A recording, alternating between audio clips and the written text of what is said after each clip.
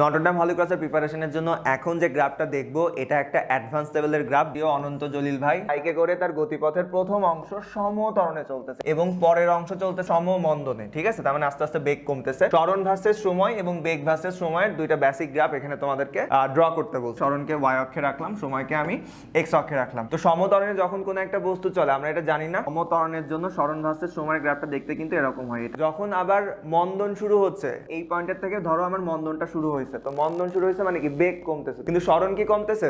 গাড়িটা তো সামনের দিকে আগাতেই থাকতেছে, সরণ কিন্তু কমতেছে না। তো তার মানে এখান থেকে গ্রাফের চেহারাটা হবে অনেকটা এই রকম। এটা তো তোমরা অনেকে জানো না।